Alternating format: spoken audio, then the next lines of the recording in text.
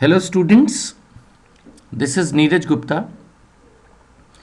In this video we are starting with service tax. Service tax is the main chapter of indirect taxation.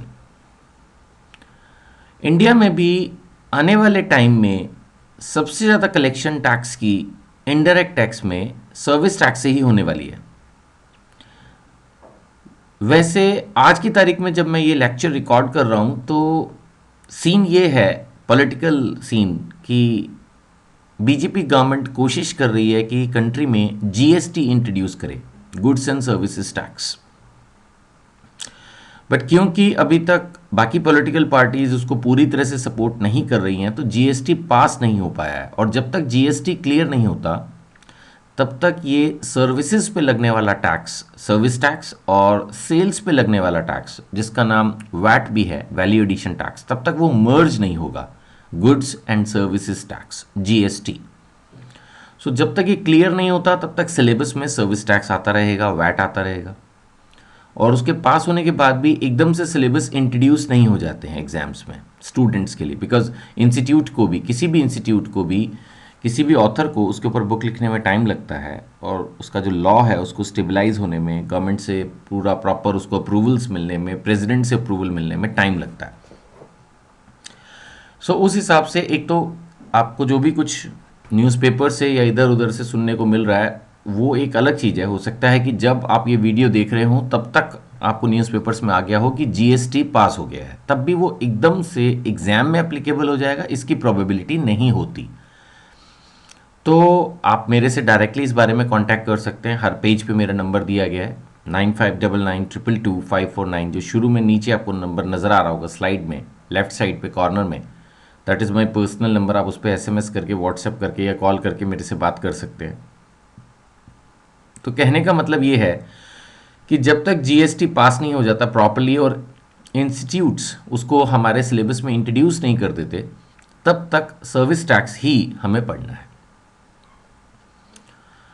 Now service tax is indirect tax. Indirect in what sense कि जो भी service provider है वो tax collect करता है from the people living in India.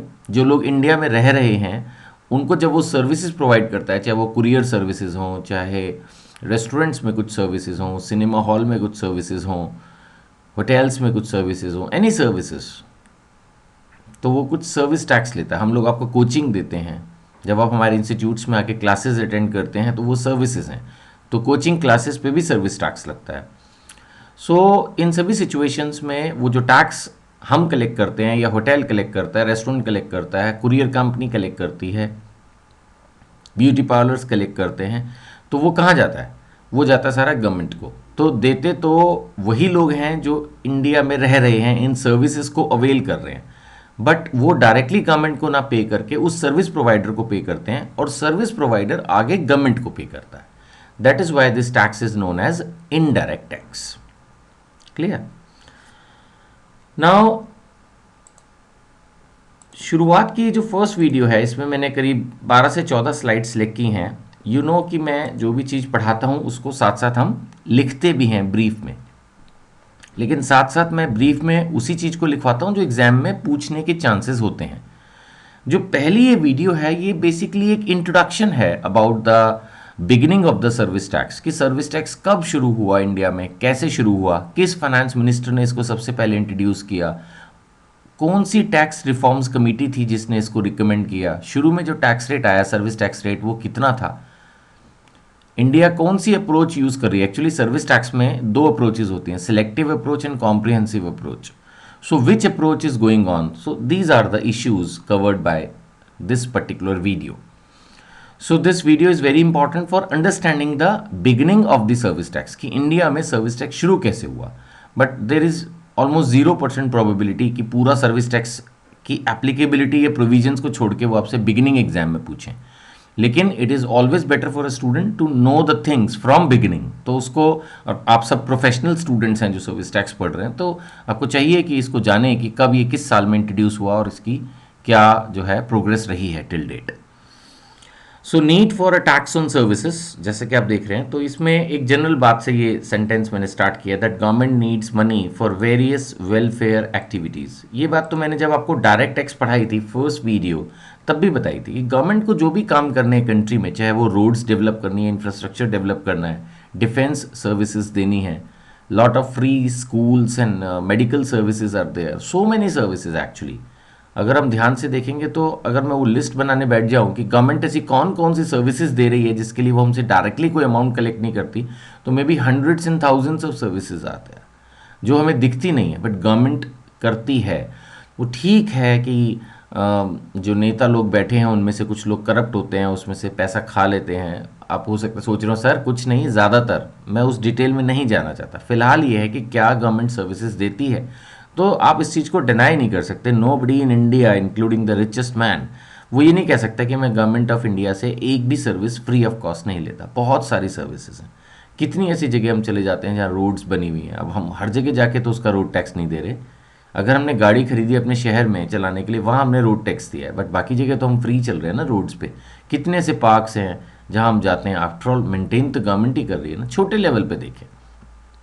तो कहने का मतलब है every person including the richest man of India avails services. Defence तो यूज़ कर ही रहे हैं। ऐसा तो नहीं है ना कि जो अंबानीज रिच हैं या टाटाज रिच हैं उनको इंडियन आर्मी या इंडियन एयरफोर्स की ज़रूरत नहीं है। Nobody can say. So what I mean to say कि हर किसी को सर्विसेज चाहिए। सो government needs money for various welfare activities. Direct tax के अलावा इनडायरेक्ट टैक्स में अगर जाएं तो यहाँ पर यही बात बताई गई है कि जो मैन्युफैक्चरिंग पे ड्यूटी लगती है, जिसको हम बोलते हैं excise duty, the duty applicable on manufacturers, और जो इंपोर्ट पर ड्यूटी लगती है जिसको हम बोलते हैं कस्टम ड्यूटी, अगर सिर्फ इन्हीं दो चीज़ों पे हम टैक्स लगाएंगे और सर्विसेज को टैक्स फ्री छोड़ देंगे जैसा कि 1993 तक था। एक्चुअली भी आप पढ़ेंगे कि service tax was introduced in the finance act 1994, 1994 1994 में सर्विस टैक्स इंट्रोड्यूस किया। उससे पहले इंडिया में सर्विस टैक्स था ही नहीं।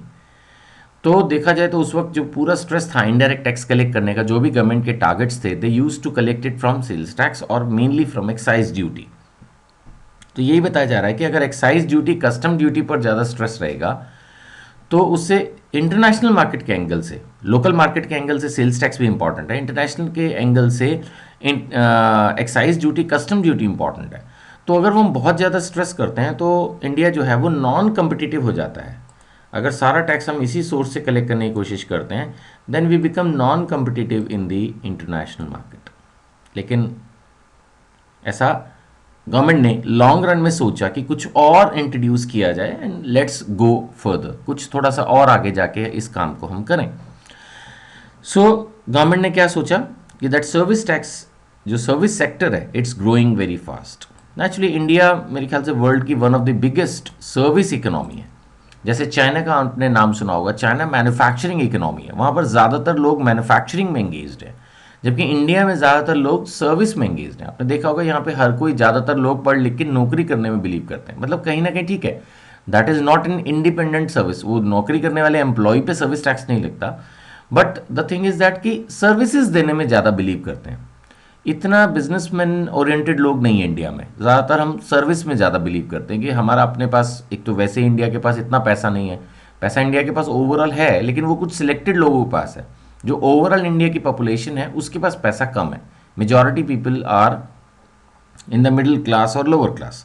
तो उन लोगों के पास कोई अपना बिजनेस शुरू करने का, मैन्युफैक्चरिंग करने का स्कोप इतना नहीं है। So they think about providing a service.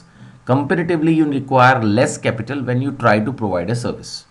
So service sector ये इंडिया का मेन है। So service sector is growing very fast all over the world including India. और इंडिया की तो 50% ऑफ द जीडीपी, जो टोटल हमारे यहाँ ऑफिशियली सर्विसेज एंड प्रोडक्ट्स वगैरह जो है वो प्रोड्यूस किए जा रहे हैं कंट्री से, प्रोडक्ट, गुड्स एंड सर्विसेज, उसमें 50% जो है कॉन्ट्रीब्यूशन किसका है, सर्विस सेक्टर का। सो डेफिनेटली अगर ये 50% सर्विस सेक्टर को टैक्स फ्री कर दिया जाए तो ये तो एक इम्बैलेंसिंग सिचुएशन हुई। जो आदमी सेल्स कर रहा है उस पर सेल्स टैक्स है, जो मैन्युफैक्चरिंग कर रहा है उस पर एक्साइज ड्यूटी है, लेकिन जो सर्विसेज दे रहा है वो अगर सर्विस टैक्स फ्री हो तो ये तो बात ठीक नहीं है। यही बात को देखते हुए एक जो है कमिटी जो है अपॉइंट की गई एंड ये सब मैंने आपको एक तरह से इनडायरेक्टली समझा दिया है। एक कमेटी जो है अपॉइंट की गई beginning of service tax in India के अंदर जैसे आपको नजर आ रहा होगा, a committee was introduced in 90s by and it was headed by professor doctor Raja J Chelliah. You can see on your screen his name is in the bold red letters that Professor Dr. Raja J. Chalaiya. इन्होंने कुछ suggestions government को दिए और वो फिर उस वक्त के जो फाइनेंस मिनिस्टर थे, जो बाद में प्राइम मिनिस्टर भी बने, डॉक्टर मनमोहन सिंह, उन्होंने उन रिकमेंडेशंस को एक्सेप्ट करते हुए इंडिया में सर्विस टैक्स इंट्रोड्यूस किया.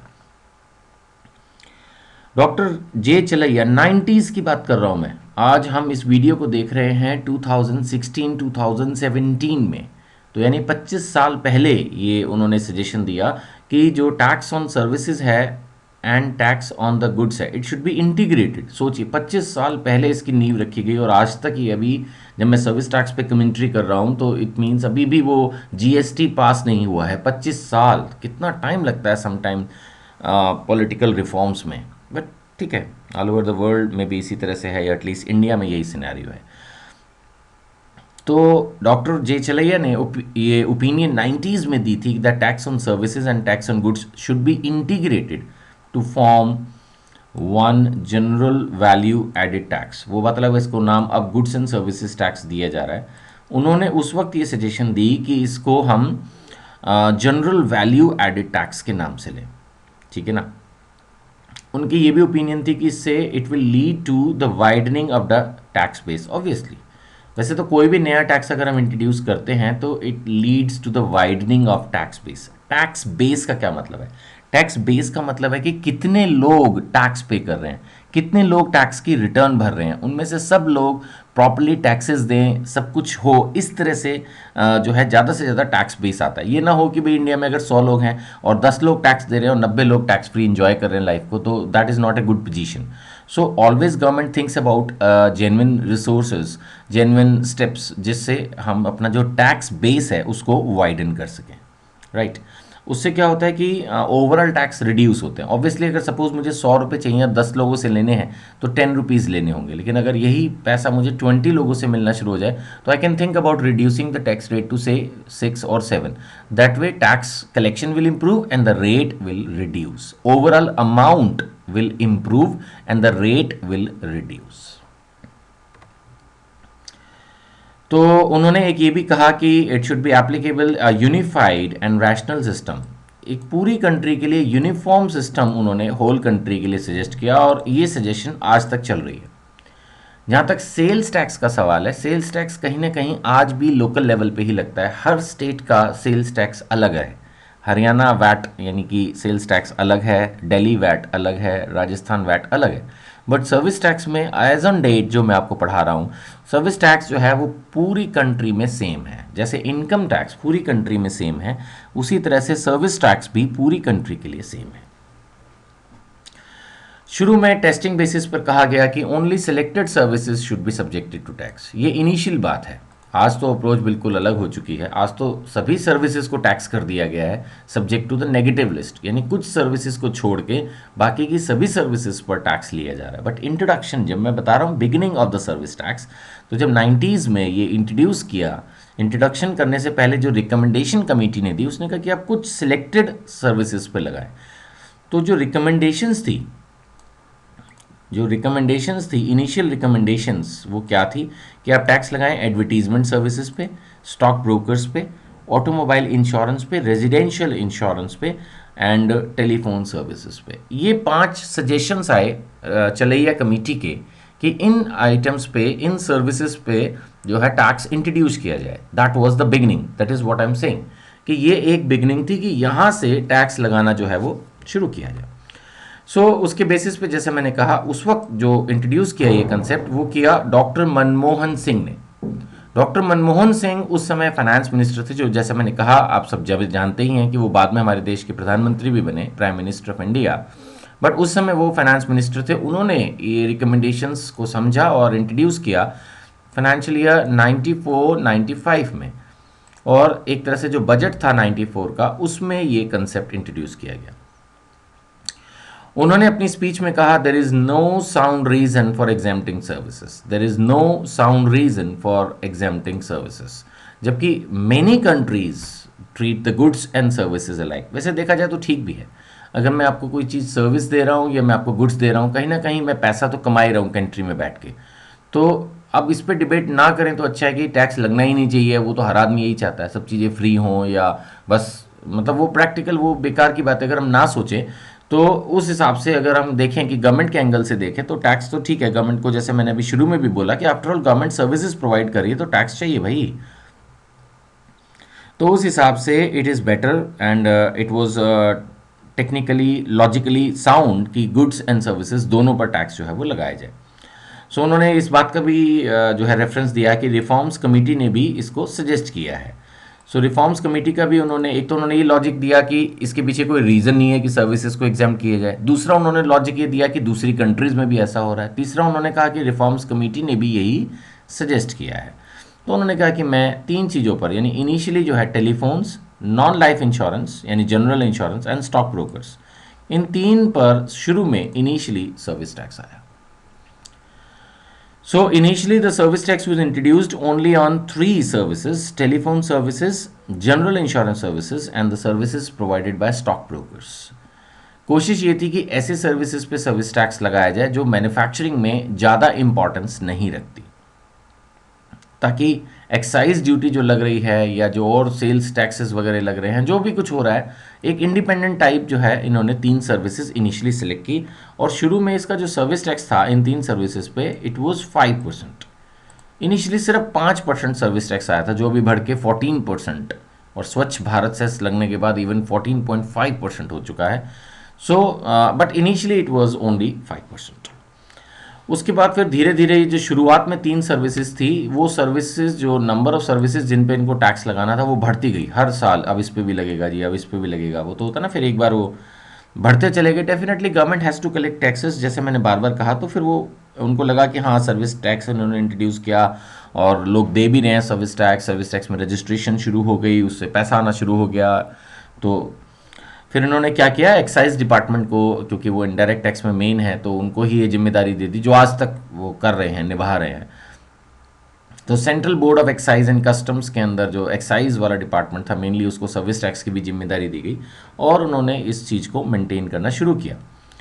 आज तक भी, ये बात अभी रिपीट करूंगा मैं इसी वीडियो में, आज तक भी कोई सर्विस टैक्स एक्ट नाम से इंडिया में नहीं है, क्योंकि आज तक, अब वही वाली बात है कि इतने साल बीत गए, आज इस बात को आप देखिए कितने साल बीत गए, 20 साल से ऊपर, 20-22 साल से ऊपर हो चुके हैं, और अभी तक ये उसी फाइनेंस एक्ट 94 जो फर्स्ट ईयर में इंट्रोड्यूस किया गया था, उसी में अमेंडमेंट कर करके काम चला रहे हैं। ठीक है ना। और जैसा मैंने कहा, पहले तो 119 सर्विसेज पर ये पहुंच गए थे, फिर इन्होंने इस लिस्ट को अबॉलिश किया कि नहीं ऐसे नहीं चलेगा। वो एक सिलेक्टिव अप्रोच थी, वहाँ से इंडिया ने फिर शिफ्ट किया to comprehensive approach. Comprehensive approach का मतलब यही होता है कि now they will be collecting the tax, now they will be collecting the tax on all the services subject to the negative list. एक नेगेटिव लिस्ट दे दी कि भाई इस पर सर्विस टैक्स नहीं लगेगा, तो जिस पर सर्विस टैक्स नहीं लगेगा बस वो सर्विसेज जो हैं वो इम्पॉर्टेंट है। ठीक है ना। So through service tax government collects approx 1,50,000 crore every year. ये डेटा मुझे कहीं नेट पे मिला था, आप इसको एग्जाम में कोट करने से पहले चेक कर लीजिएगा कि what is the latest figures. जैसे मैं अभी आपसे डिस्कस कर ही रहा था, सिलेक्टिव वर्सेस कॉम्प्रिहेंसिव अप्रोच। तो इंडिया में पहले सिलेक्टिव अप्रोच थी, जैसे मैंने आपको दिखाया अभी कि 1994 में 3 सर्विसेज आई, फिर धीरे धीरे बढ़ते हुए वो 119 सर्विसेज तक पहुंची। तो definitely it is a selective approach, it is a selective approach, right. तो लेकिन बाद में फिर हम जो है जिस पे पहुंचे वो अब बन गई है latest comprehensive approach. India move कर चुकी है सिलेक्टिव अप्रोच से। तो हर साल ये सोचना कि किस सर्विस पर टैक्स लगाएं, किस पर नहीं लगाएं, नई नई तरह की सर्विसेज डेवलप हो जाती हैं, चेंजिंग इकोनॉमी है, ग्रोइंग वर्ल्ड है, लोग फॉरेन कंट्रीज़ में देखते हैं कि वहाँ ये सर्विस दी जा रही है तो इंडिया में भी उसी सर्विस को देने की कोशिश करते हैं। लोग वेस्टर्न कंट्रीज़ को स्पेशली जो है वो इंटरनेट के थ्रू एंड फिल्म्स के थ्रू जो है वो कॉपी करते हैं, तो वही सर्विसेज फिर इंडिया में भी आने लगती हैं। तो इट वाज मेरे ख्याल से गवर्नमेंट के लिए मुश्किल है कि हर रोज़ बैठ के ये देखते रहें कि कौन कौन सी सर्विसेज इंडिया में दी जा रही हैं और उनको जो है टैक्स किया जाए। तो मैं इसको डिसीजन को एक तरह से एंडोर्स करता हूँ और जो है प्रेज करता हूँ कि ये वाला सिस्टम बेटर है कॉम्प्रिहेंसिव, कि एज लॉन्ग एज कि आप सर्विस प्रोवाइड कर रहे हैं तो जरूरी नहीं कि आपके हर सर्विस का नाम जो है वो एक्ट में लिखा हो। इट इज़ बेटर कि अगर आप सर्विस दे रहे हैं तो आप सर्विस टैक्स देंगे, मतलब बात खत्म। गवर्नमेंट को जिस सेक्टर को प्रमोट करना है वो गवर्नमेंट का डिसीजन है कि गवर्नमेंट किस पर्टिकुलर सेक्टर को प्रमोट करना चाहती है, तो उस हिसाब से वो एक कॉम्प्रिहेंसिव अप्रोच है। That is a comprehensive approach. So comprehensive approach यही है कि हर सर्विस पे टैक्स लगेगा। एक नेगेटिव लिस्ट दे दी, कई बार क्या होता है नेगेटिव लिस्ट एक्ट में दी हुई है, उसके बियॉन्ड भी इनको लगता है कि और एग्जाम्शन किसी को देना है, may be for temporary period, then they can issue a exemption notification. Government चाहे तो जिस भी सर्विस पर टैक्स छोड़ सकती है टेम्परेरी पीरियड के लिए या परमानेंटली व्हाटएवर, लेकिन वो फिर कम से कम गवर्नमेंट की इंटेंशन तो हो।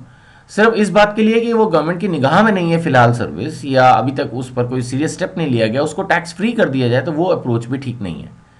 सो हर तरह की सर्विसेज पे इंडिया में अब सर्विस टैक्स है। That is comprehensive approach.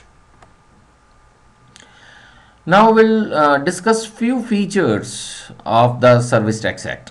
सबसे पहली बात है कि ये एक इनडायरेक्ट टैक्स है। मेरे ख्याल से ये पॉइंट मैं आपके साथ डिस्कस कर चुका हूँ कि ये एक इनडायरेक्ट टैक्स है, बिकॉज यहाँ पर जो टैक्स कलेक्ट करता है सर्विस प्रोवाइडर वो गवर्नमेंट को पे करता है। So as a customer I avail services from the service provider, I pay him his service charge as well as the service tax, and they deposit it on monthly और other quarterly basis to the government. वो जैसा भी system है that we will discuss later on कि taxes को किस तरह से पे किया जाता है।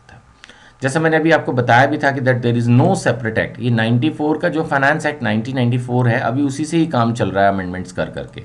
एंड अब तो कभी सर्विस टैक्स एक्ट शायद इंडिया में आएगा ही नहीं, बिकॉज द पॉइंट इज कि इस समय तो गवर्नमेंट जो है सेल्स टैक्स को भी अबॉलिश करके, एक्साइज को भी अबॉलिश करके, सर्विस टैक्स को भी अबॉलिश करके एक जीएसटी एक्ट पास करना चाहती है, जो कि स्टेट लेवल और सेंट्रल लेवल पे इंट्रोड्यूस किया जाएगा।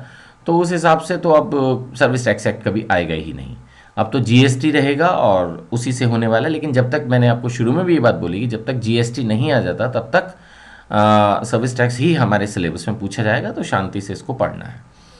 Administered by CBEC, central board of excise and custom. जहाँ तक सवाल है सीबीईसी का, central board of excise and custom का, तो ये इंडिया की टॉप मोस्ट अथॉरिटी है इनडायरेक्ट टैक्सेशन की।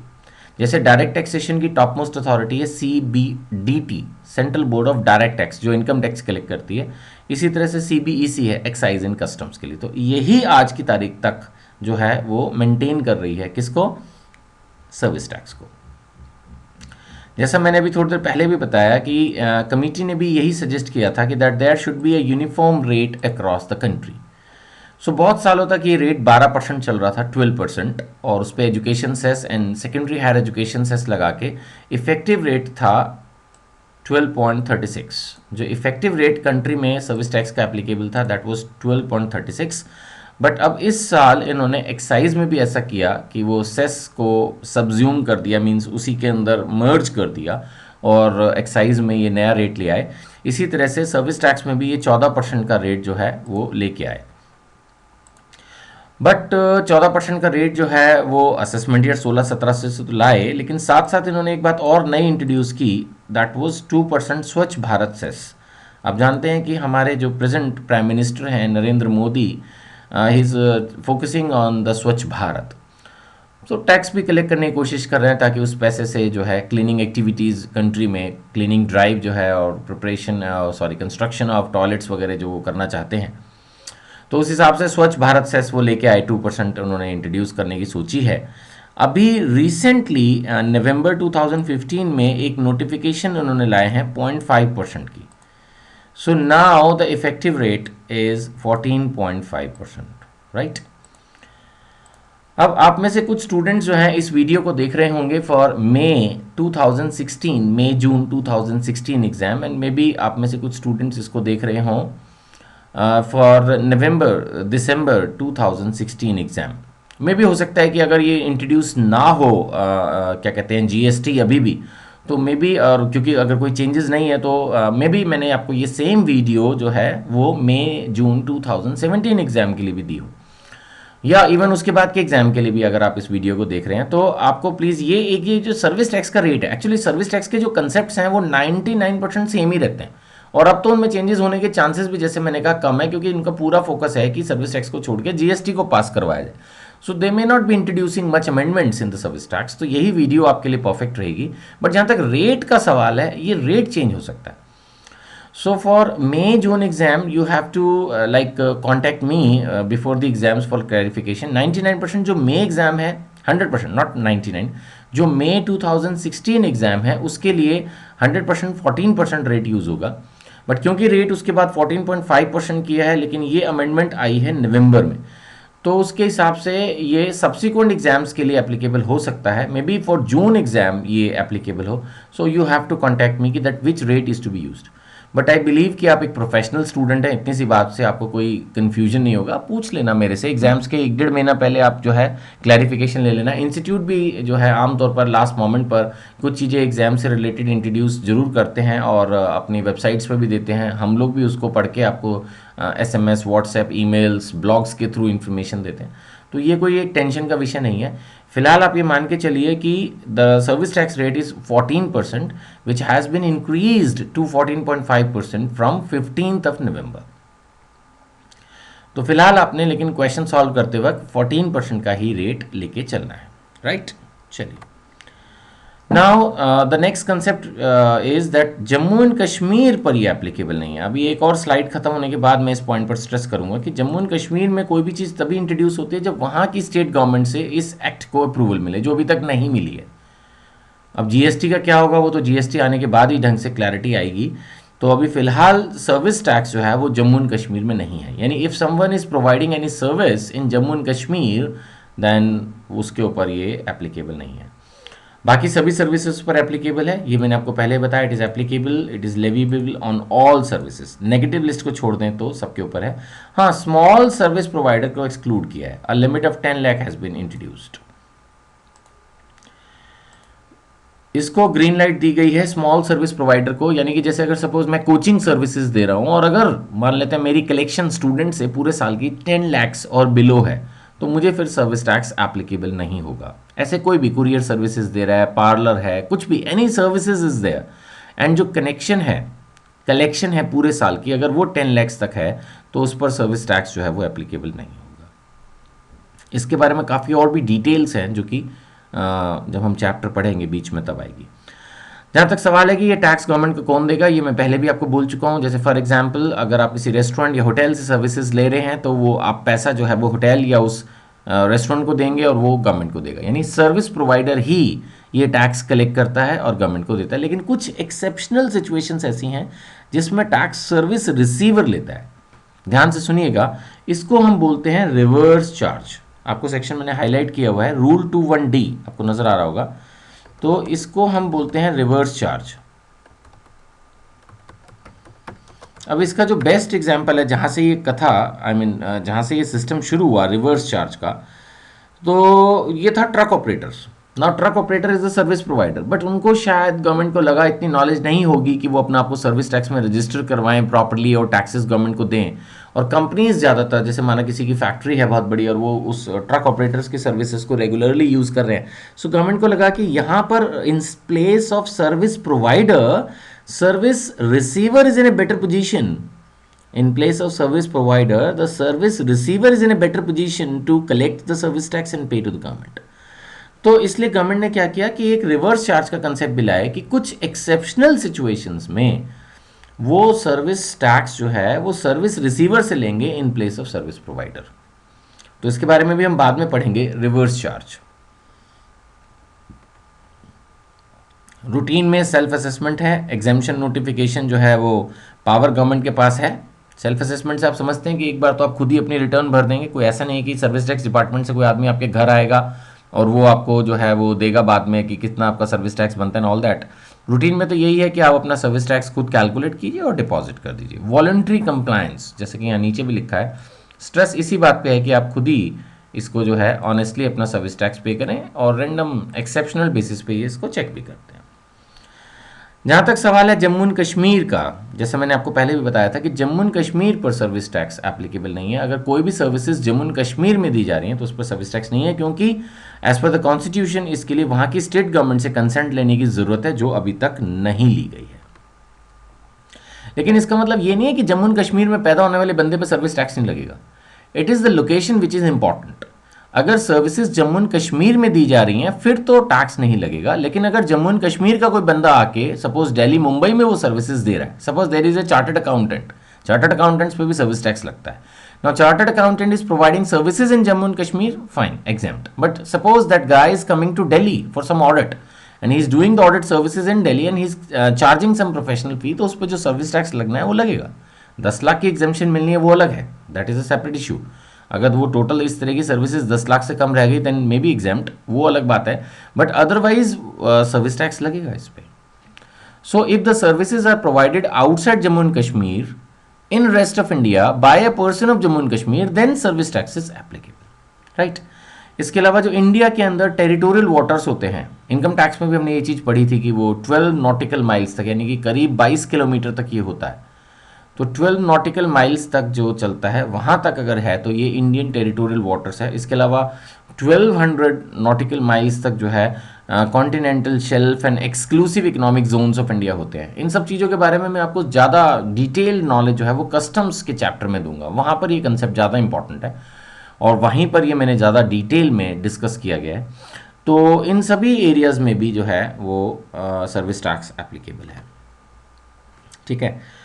So that's all. इतना ही कहूँगा कि ये वीडियो आपने अच्छे से देखी. It is very nice to understand the basics, the beginning of the service tax in India. From next video onwards we will study like the remaining. अभी तो क्या हूँ, रिमेनिंग क्या, ऑल द प्रोविजंस. अभी तो कुछ पढ़ना एक तरह से शुरू ही नहीं हुआ है ना. फिर भी कोई डाउट हो, जैसे मैंने हमेशा कहा, आप ऑलवेज वेलकम है, मुझे आप कॉन्टैक्ट कर सकते हैं. Thank you.